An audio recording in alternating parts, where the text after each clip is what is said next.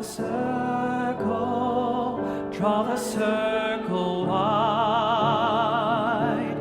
Draw the circle, draw the circle wide.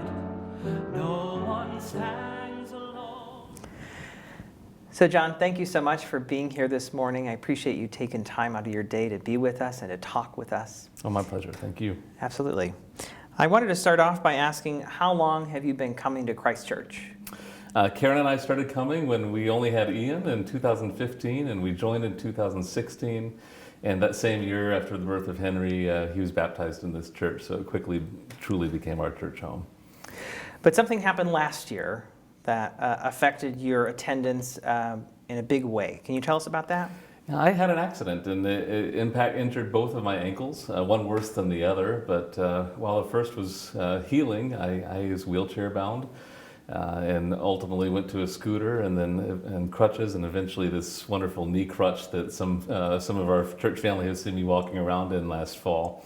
And frankly, especially when I was in the wheelchair, and even with the knee crutch, there are days that I confess I didn't come to church. Because I knew how difficult it would be to access the building and make it through, particularly in a wheelchair. And some days Karen was working at the hospital on Sunday, and when it was just me, it just seemed insurmountable when I was in that pain and in that frustration. But you did try to come a few times with your knee crutch in particular, and but then that was so difficult that you weren't coming after that, right? At times, it's true, yes. And so, talk me through what would it mean when you did have that knee crutch, when you were trying to come. Can you walk me through what would that mean for your morning experience of coming into the church? So I didn't have a disabled parking permit, and by the time I'd get here, everything took longer with the injury.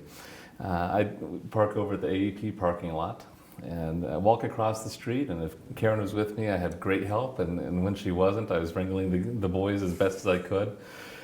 Put that crutch on and come across the street up to the west entrance. There's a few steps there that are awkward height, to be honest with you, and walk up into the entrance, and then ultimately up the stairs inside West Hall, past the parlor where we are now, all the way through Cloister Hall to the Welcome Center, and then up the ramp, and then some days into the sanctuary, and some days, as I said, it took longer, and I found myself going up, and the service could have started, and not wanting to interrupt the service and follow the instructions that are there at the door. I would have to go back down the ramp over to the Welcome Center, down the stairs into the basement, past the choir room, and back up the stairs into the narthex, and then ultimately into worship.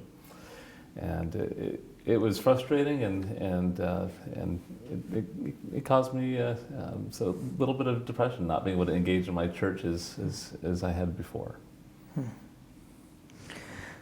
So being that we're on the cusp of this renovation project with Spirit and Space, hoping to make the building more accessible, what are some of your, having experienced this firsthand, what are some of your hopes about how we can make the building more accessible? I hope that as you preached a few weeks ago and sang, that our congregation will continue to draw the circle wide, that we will not subliminally tell people in our community that we're closed to your participation in our faith family, that we want you to be here, we want you to partake in our worship and the important events that happen here, and not be discouraged. Don't let church be a place that turns you away, be a place that welcomes you as you are, to participate fully in the life of the church. Great. Thank you so much, John. I appreciate your time this morning. Thank you. Thank you. Draw the circle wide.